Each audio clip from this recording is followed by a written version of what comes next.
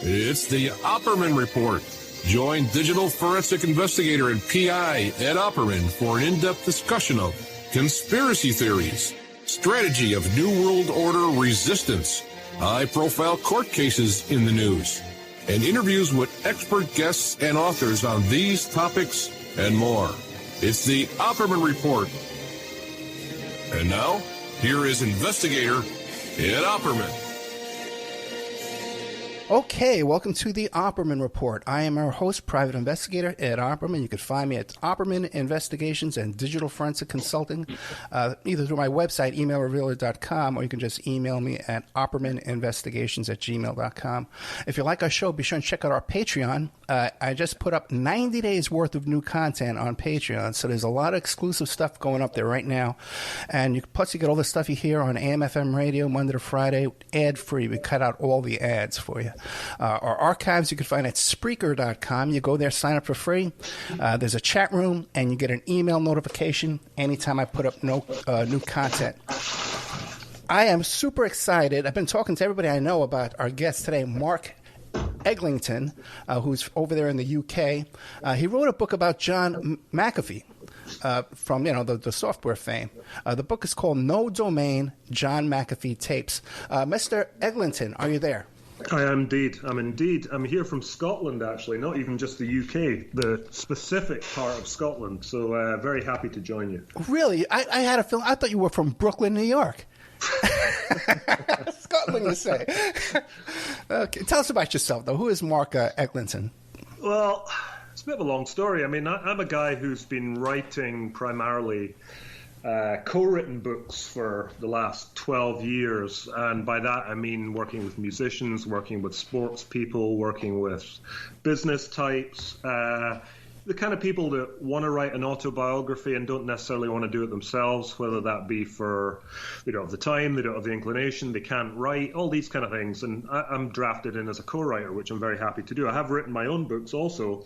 And that's really it. I started off in business, going down a different route in life, and got to a sort of turning point, crossroads, whatever you want to call it, in the sort of early 2000s, and decided that I would follow up on an old English teacher of mine's back in the day advice when he said you should be writing for a career. And at that time it was, I was 17. How unsexy is writing books for a living? And the answer was pretty unsexy. So I left it for a long time and eventually got there. So that kind of brings it up to date as to where I am now. And I tell you, you didn't mention this to the audience, but you're a very patient man. You're a very patient man. like just our relationship, you and me. We've been trying to do this interview every day for like a week, and something's come up. Yep. But also your patience with John McAfee.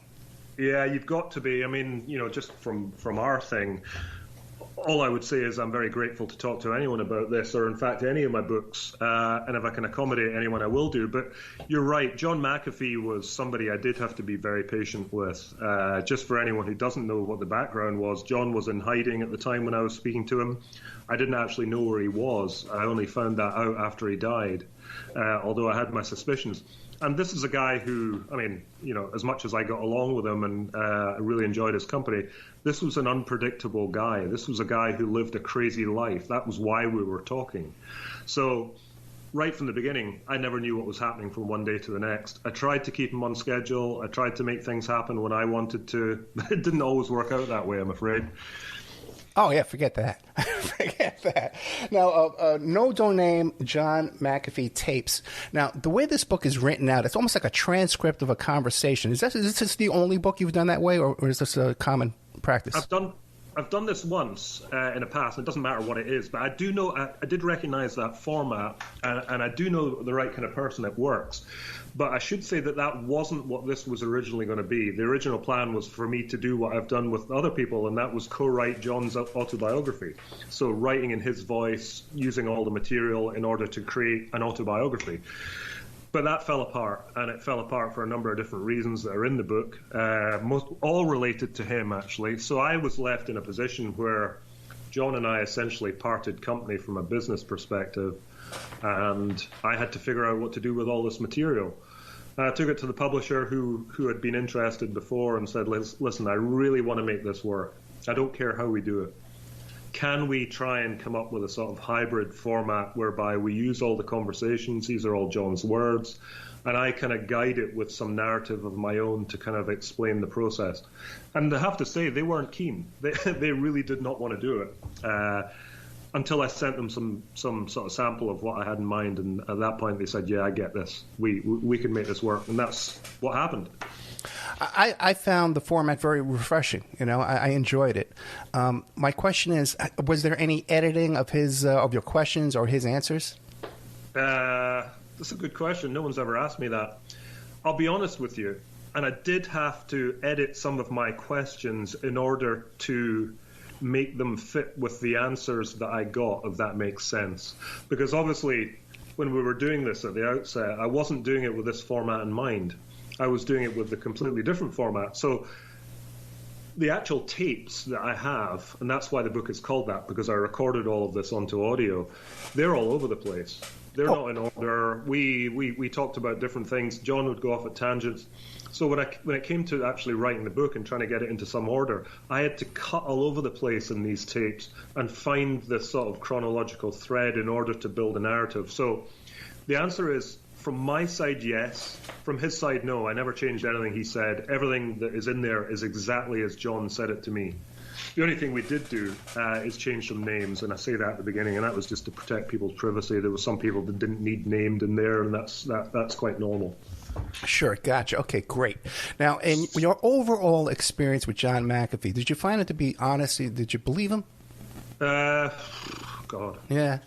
I mean, that's a good question, because I went into it expecting to be lied to. And the reason I expected to be lied to is because John tells lies. Not only did he tell lies to me, but he told them publicly in the past. And, not all of these were malicious, nasty lies. John was the kind of guy who liked to sort of kid people and present different sort of images of himself. He knew how to toy with the media.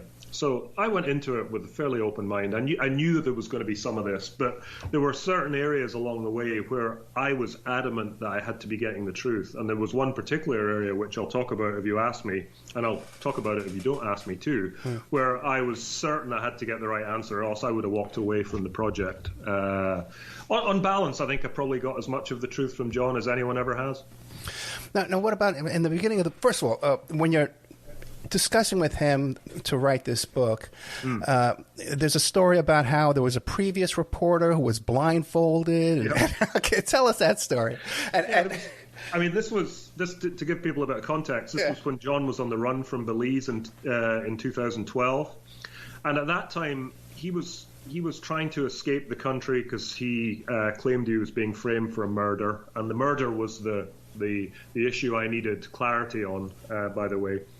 And John was somebody who didn't just want to do this escape. He didn't want to just escape quietly. He wanted it documented in whatever way he could. So his idea was that I'll just get in touch with a journalist I know. And this was a guy that worked for the Financial Times in London. I think he dealt with him before. And he persuaded this guy to go out to Belize. And I'm sure this guy in Belize from London had no idea what he was going out to. So he turned up in Belize City, literally was blindfolded, was driven around in some vehicle, met by some random guy in a corner, and then taken blindfolded up into some building above a Chinese supermarket.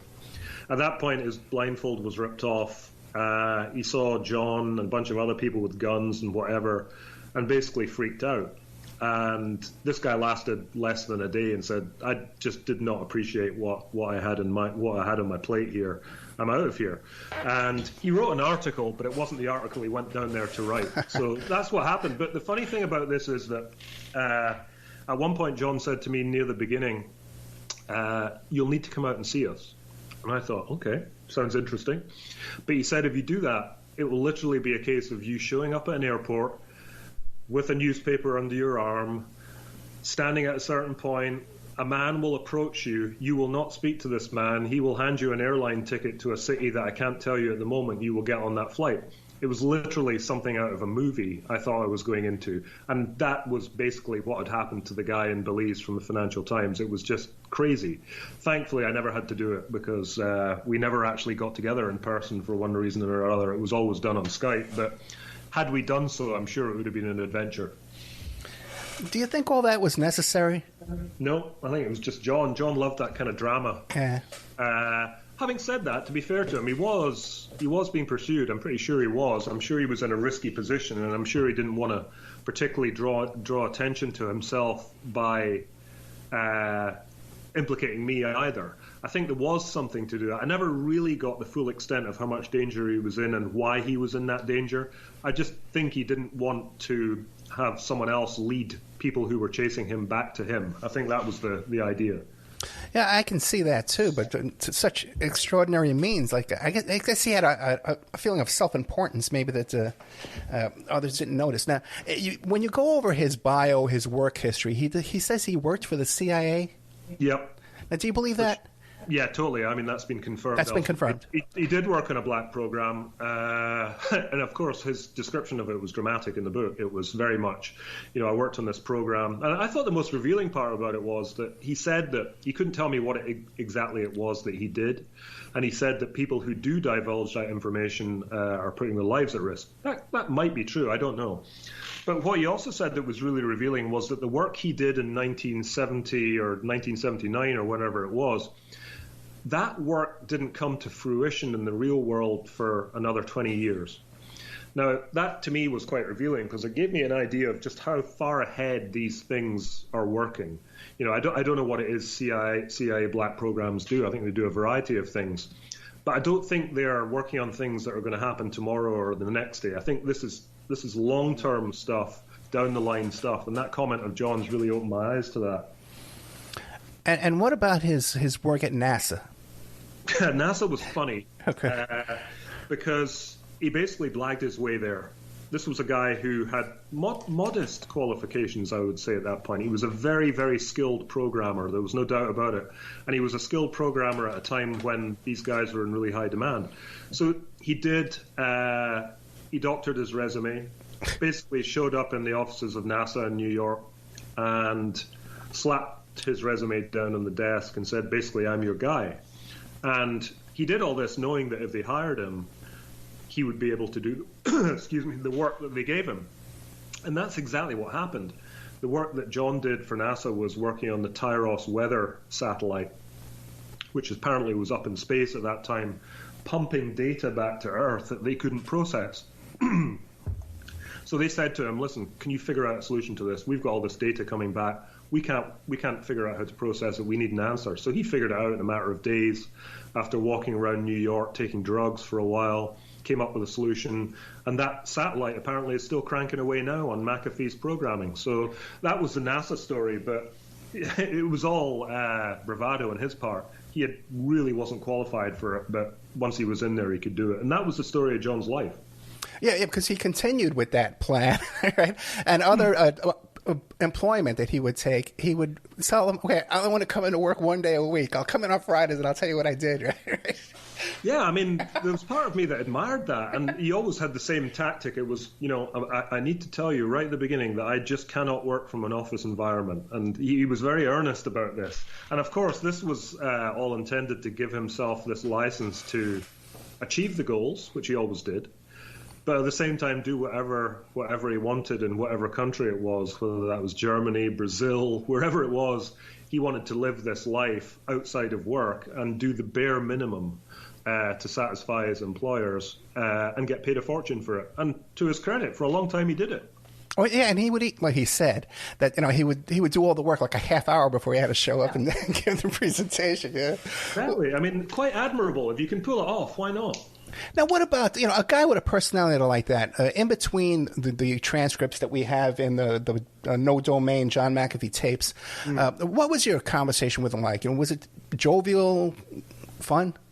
Yeah, it swung around. I have to say, it was quite. I thought John was quite moody, and I didn't really personalize that because throughout my working with people, I've found people who want to write autobiographies, I mean, generally they want to do it for a couple of reasons. That, you know, they've got a big ego, or, you know, they've got a lot of money, or it's that type of person. There's nothing wrong with that.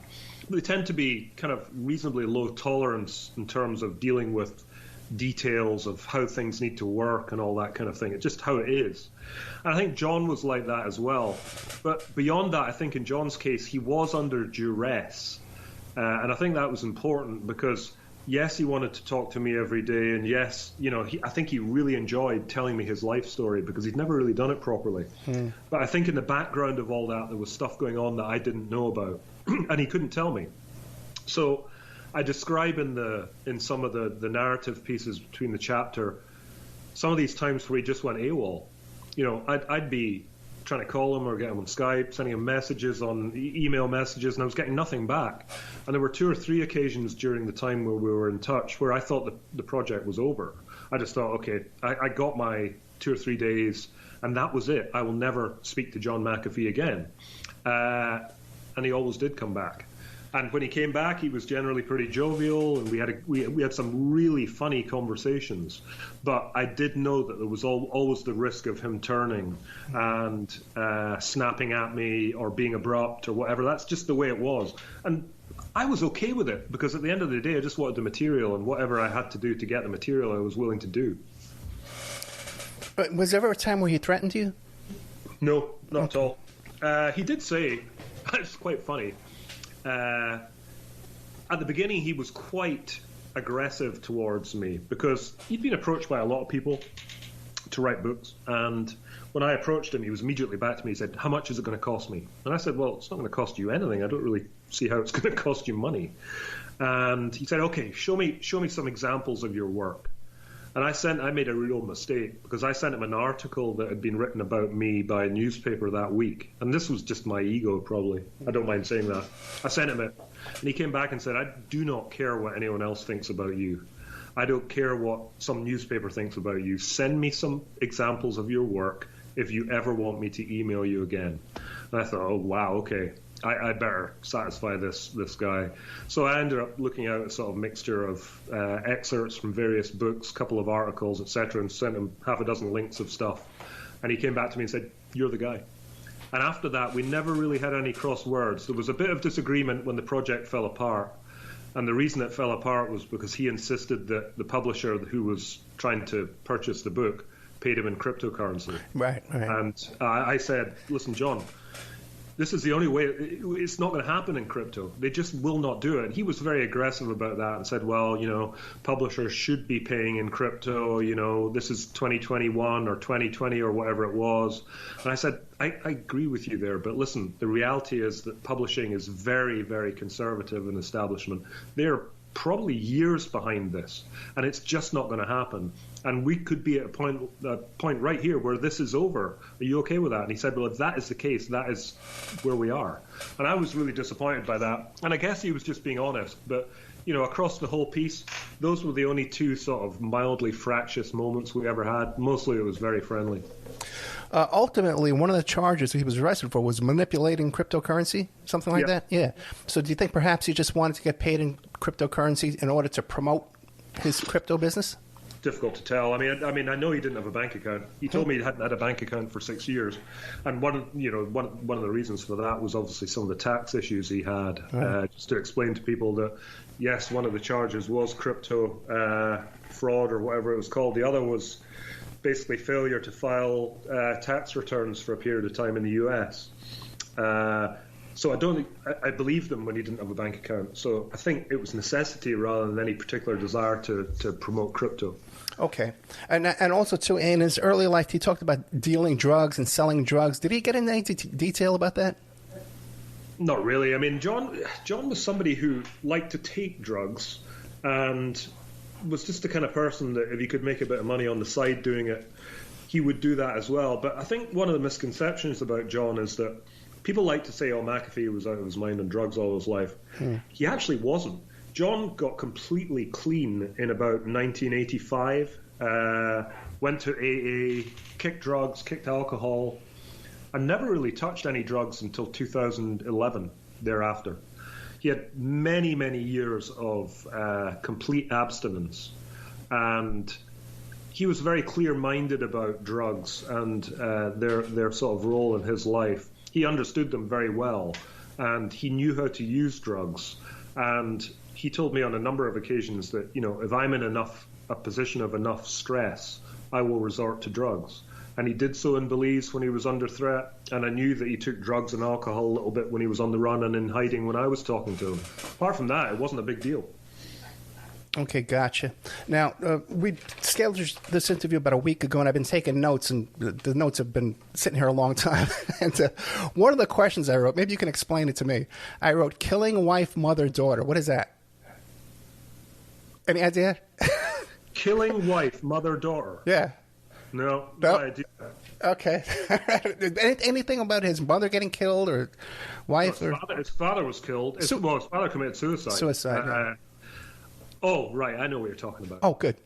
Good. Okay. So, 1970, I think it was, John had a job in St. Louis, Missouri, working for a railroad company scheduling railroad vehicles going all over the country. And at that time, he was living in an apartment with his wife and daughter, who at that time was 1 year old. And he took an overdose of something called DMT. Sure. Now, John was the kind of guy that didn't just take overdoses. He took massive overdoses. He just kept dosing himself until he felt something. And he described in the book this story whereby he completely lost contact with reality for a period of 3 months. The initial part of it was crazy. He was running downtown St. Louis, hiding behind trash cans, peering out, looking for people that didn't exist, all that kind of thing. But the longer part of it was that he lost his mind. His wife left with the daughter and went back to Tennessee, where they were from.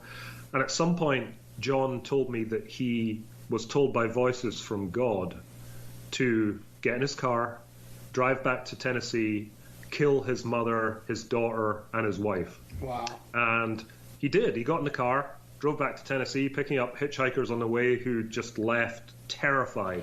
He said to me, I have no idea what I was doing. I certainly didn't have a weapon or anything, but these people were demanding to get out of my vehicle. So who knows what he was doing? And he was hearing voices through the car radio on that journey, buy a Coca-Cola or an advertisement for Coca-Cola. And immediately he heard that. He thought it was God telling him. So he'd pull his car off the freeway to the nearest place and buy himself a can of Coca-Cola. This was somebody who was absolutely psychotic with drugs. So he got back to Tennessee, and he told me a story where this preacher guy was hanging around the house of where his mother was, where the family was, and he had this conversation with the preacher, who basically talked him down from what he was planning to do. And obviously he never killed these people, and that was the end of it. But it was all because of a drug overdose. Now, isn't that fascinating that he was saved by a preacher? He was saved by a preacher from he could be in prison right now, spent his life in prison. If he would have kept using those drugs and listening to those voices. But yet he reads Darwin and he becomes an atheist. Exactly. It's an interesting thing. It's an interesting conversation that we had about that, because the reason he read Darwin was because he went to Mexico with a girlfriend in a camper van, and there was no reading material other than a Spanish. No, the only English book he could get was Darwin's volumes. Everything else was in Spanish. And he said, I wouldn't have read Darwin by choice, but I had nothing else to do. In the evening, sitting in this camper, he just read this whole book from cover to cover. And after having read it, he told me that, he said, basically I had no need for God in my life. There was, Darwin explained everything. Now, who knows? It's not for me to say what anyone's opinions are on that kind of thing. But for him, for John, that was enough. And from that moment onwards, any idea of religion was something that just wasn't a factor in his life. But yes, there is a major irony there about having been talked down by a preacher than to being an atheist. Yeah, and he inspired me to I'm going to seek out Darwin's books and read them and study them, because he was really passionate about this. Yeah, to him this, changed his life. Yeah, you're exactly right. I was going to say this was a life-changing moment. And he explained some of the parts to me, and I kind of got it. I could understand where he was coming from. I'm sure people on the other side of things could easily unexplain all that stuff or provide a counter view to it, but it doesn't really matter what someone else thinks. If you read a book and it fundamentally changes your view and why you're on the planet, that's good enough. And for John, it was good enough. Yeah, it's amazing. So many people have an experience of faith, a religious experience, and it changes their life. You very rarely hear about people who their life has changed, but atheism, like a spurred into atheism. Fascinating. I think it took the pressure off him, and that was one of the things he said. It took a lot of the pressure of life away. It simplified things for him. Okay, then what do you think about his beliefs about right and wrong and evil and good? Yeah, really, really interesting. It was some of the most interesting conversations we had. And they started because of my probing of him about his relationships with women, which were very complex. He had many girlfriends, many wives, many encounters, blah, blah, blah. Wasn't very nice to, he'd leave women, on a whim. That was normal. And he explained this to me and said, one side of me is, attentive, very caring when I want to be with a woman. I do everything for her, et cetera, et cetera. And he said, equally, the other side of me is, I get bored, fancy something else, and I go and do that. And I said to him, okay, so which one is you? And he said, well, both. That's the point. And he extended that out into life in general and said that, unless you can sort of reconcile both sides of your personality, and let's be honest, all humans have both sides of a personality. There's, without being too cliche, there's the dark side and the light side. There's the, all that kind of thing.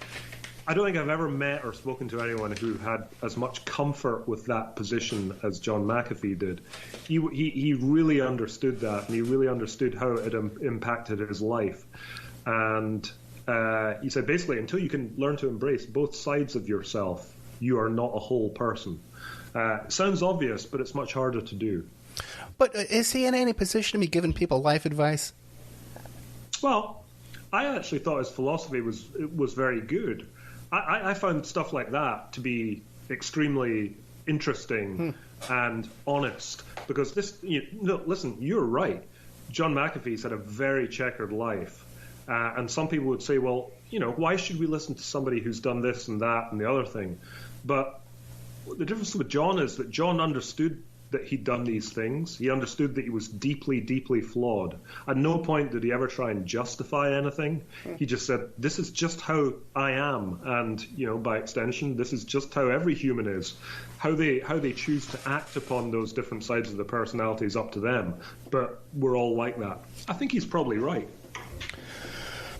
We're talking today to Mark Eglinton. You can find him on Twitter at Mark Eglinton.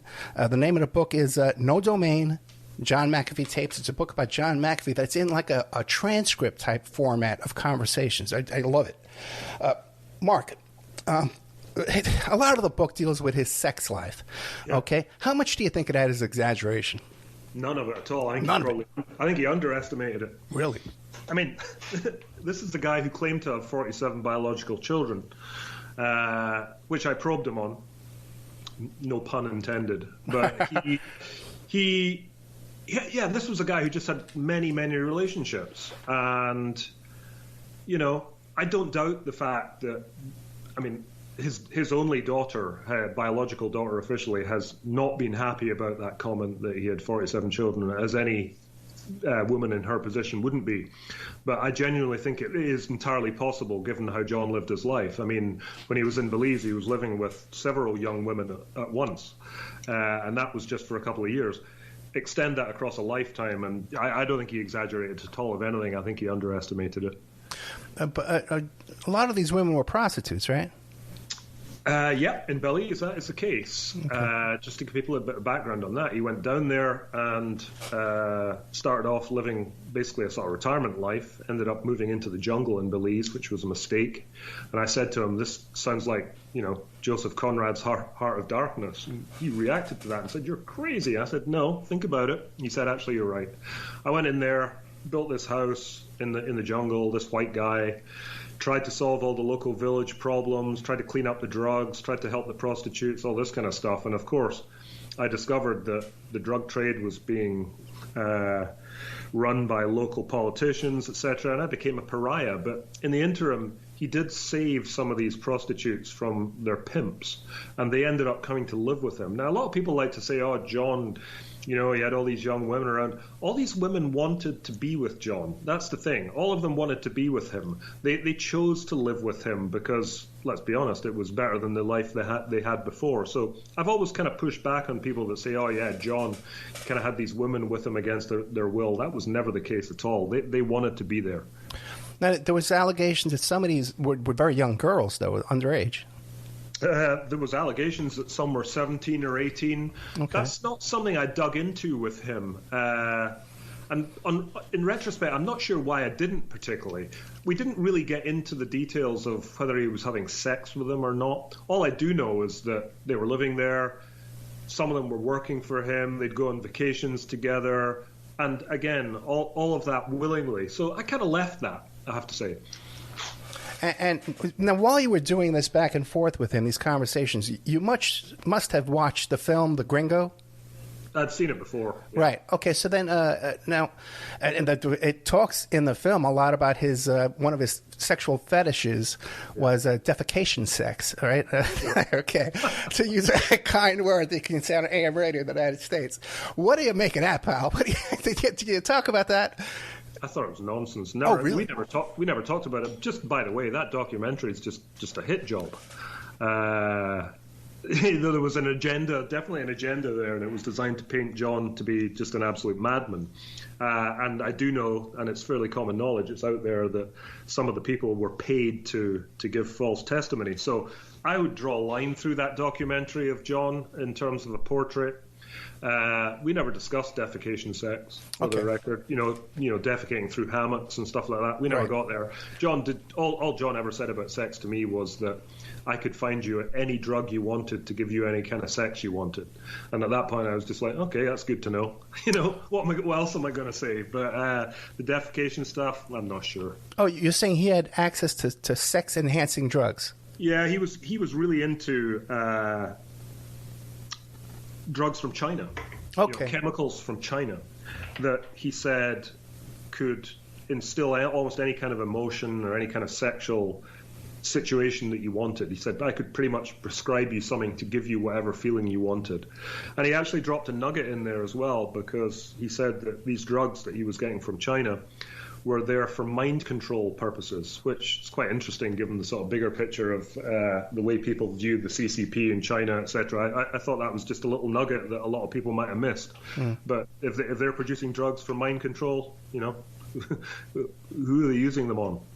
We're on so much drugs these days already. Mind control, fluoride in our water. My God, this isn't for our benefit whatsoever. Now, there were allegations, though. Okay, now here he says he was selling drugs his whole life.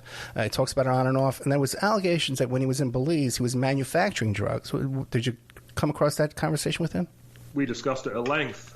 What he was doing in Belize, one of the things he did down there was he was researching plant-based antiseptic/antibiotic properties, and it was quite a specialist area of medicine called quorum sensing, which I didn't want to bog people down with too much detail about it in the book because it's quite technical. But the principle was that there are certain plants only found in Belize that have properties that are fantastic for antiseptic. And he actually managed to create a lab in Belize, had a girl working for him that was developing it who was doing a PhD. And they produced topical medicine that local people could use for injuries, scrapes, cuts, bruises, etc., that was proving very effective. Now, one of the reasons that John's compound was busted in Belize by the government was because they claimed he was making methamphetamine on the premises. Right. They stormed his premises, shot his dog, wrecked his laboratory, and found no evidence of any drugs being made. There were never any drugs, illegal drugs being made by John in Belize. That was purely a reason for the government to come and shake him down. Because if you look at the situation, he did have a lab, right? Yep. By his own admission, he says people were storming his gate trying to get what he was producing. Okay, yep. And he also went and hired thugs at his own expense to shut down all the other drug dealers in town. Yep. Yeah, no, I totally understand how that would look. Had they gone in there and found a bunch of meth and whatever else he was making, I would have said, well, listen, yeah, that makes sense. But no drugs were ever found. I hear you, but this is a guy who had a what was it called, like a safe room where he hid up in an attic for a whole day. Okay, they didn't find him there either, right? Yeah, that was a different property. But yes, yeah. I take your point. If John wanted to hide something, maybe he could have. But I don't think he was making drugs down there. I think this was purely one of the many side tracks that John got down in his life, whether it be aero trekking, flying these little electric sort of flying things, or building houses all over the world. This was just the next thing for him. Let's get into plant-based biology. That was John, and I think that's all it was in Belize. And like you said, one of his adventures was this yoga cult. Where was that? In Colorado? Colorado. Tell us about that. Yeah, I mean, John built this massive house in Colorado. He's sitting there. Once he's watched all his DVDs, he'd start getting bored. There's only so much you can go out and get the snowblower out in the winter, etc. So he thought, I'm going to become a yoga guru. Now, this isn't completely without foundation, because he did spend some time in Nepal when he was younger and did learn a bit about yoga, so he was qualified to some extent. So he basically sat there and cranked out, I think, 3 or 4 books on yoga in one winter, all of which he has since trashed and said they were garbage and didn't make any sense. But at the time, he created basically a yoga retreat where athletic women from a variety of wherever could come and basically be taught by him, stay on the premises in these cabins that he built. And as he was telling me all this, I was saying, come on, what was the purpose of this? And he told me, he said, well, you're right. It was just to get women. I just wanted attractive women to come to my place. And I said, did you end up in relationships with any of them? And he said, several of them, of course. And in fact, some of them end up living with me. So yes, there was a yoga interest, but it was a passing one. But really, it was to get new female companions, which he did do. Yeah, I saw an interview, a TV interview once of that home in the Colorado. It was in the middle of nowhere, in the middle of a forest. Really, yeah, I mean, you were miles away from anywhere. I think you had like 2 miles to get to the nearest minor road. Yeah, literally in the middle of nowhere. Yeah, he had a terrace built around the entire property where he could go with binoculars and look at every, paranoid guy, man. He was paranoid way more than I think necessary. Now, Belize, the death in Belize of his neighbor. Now, what other explanation could there be than John McAfee had him killed or killed him himself? Well, quite a few. Okay. This, to go back to what I said at the beginning of this call, is the key issue for me in the whole of my conversations with John. I'm not sort of foolproof in terms of working out whether people are lying or telling me the truth, but I have worked with a lot of people. Pretty good at reading people, and I was adamant that if I had felt that John killed his neighbour Gregory Fall in Belize, I would have walked away from the project. I would have put the notes away, shut the document on my computer, and said, no more. And I was going into the conversations with a very open mind in terms of what I would feel, and I went into them and I felt John was telling me the truth. And the reason I do is that I do think that John was framed in Belize. And the reason I think that is because the reality is that Belize doesn't function like places that you and I live in.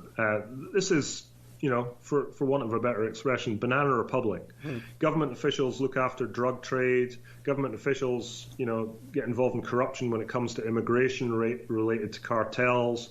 I think John had become an absolute nuisance to them down there, and I think they wanted to do anything to frame him to make him go away.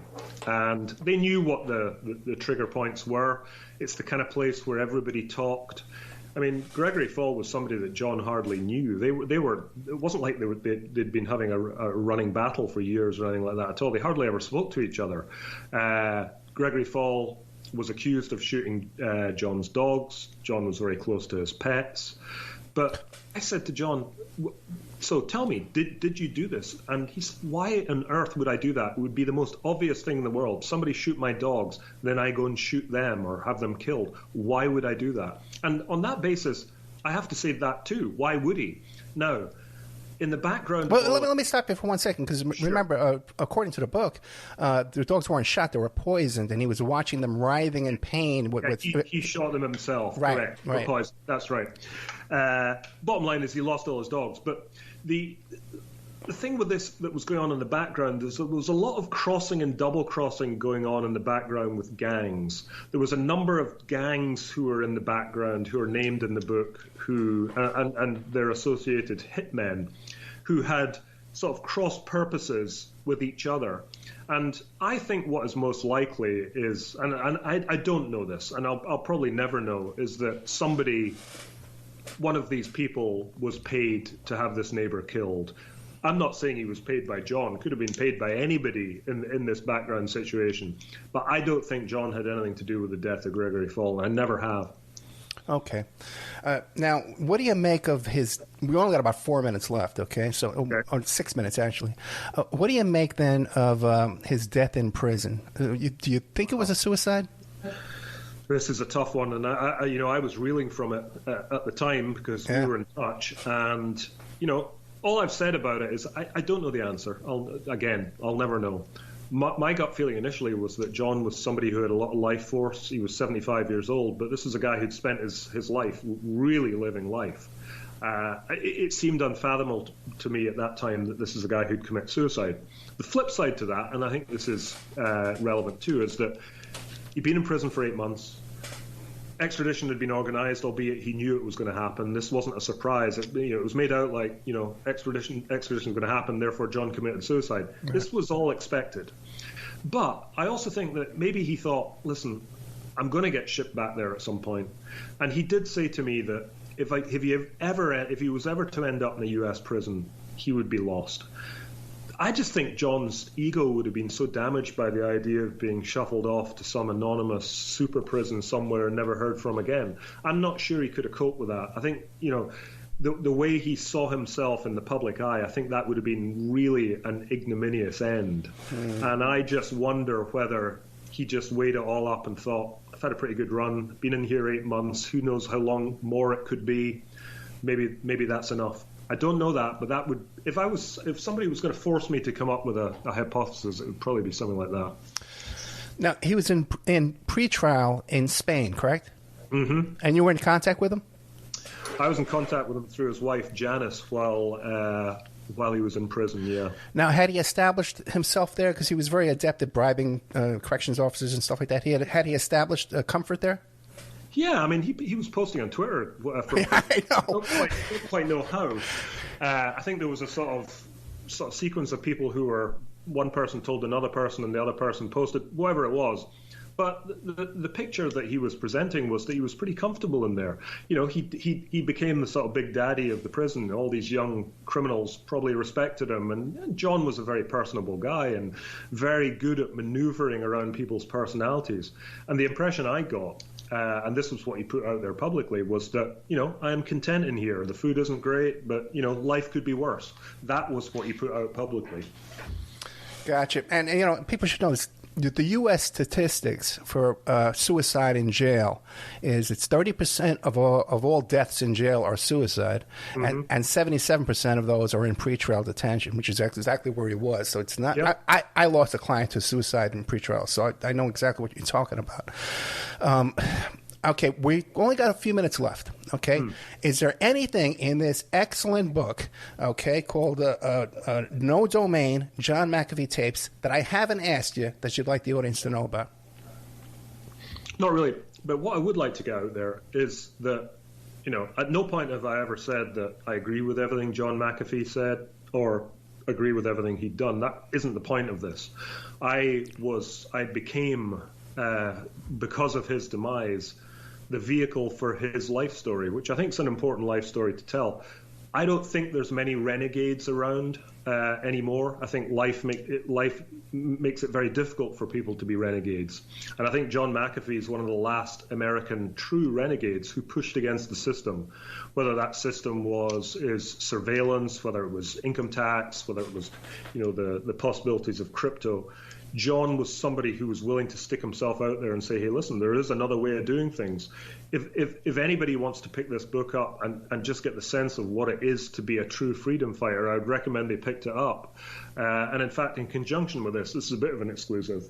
There is going to be a special edition of this book that's going to be coming out in the next couple of weeks. Very, very limited edition, signed, high quality, with an NFT accompaniment, available to be purchased with Bitcoin. And the reason I'm doing this is because I'm not particularly a crypto person myself, but when these people came towards me about this with this absolutely cutting edge technology, I thought, what better a book than a McAfee book to put out there as a special edition. Loads of people have asked me for signed copies. I can't do them all, but what they can do if they're interested is stay tuned to my Twitter and see the advertisement that's going to come out for this limited edition in the next couple of weeks.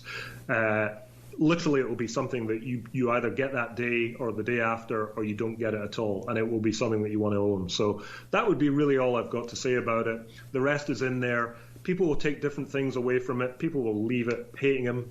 A lot of people will leave it thinking, wow, I didn't know anything about this guy. What a life he lived. All of that is fine by me. It's somebody's story, and I was very, very honored to be part of it. Any possibility of a film being made about the book? Yeah, 100%. It's been sold. Oh, you didn't tell me that. Okay. The option was sold to Amanda Milius, daughter of John Milius, Apocalypse Now, man from back in the day.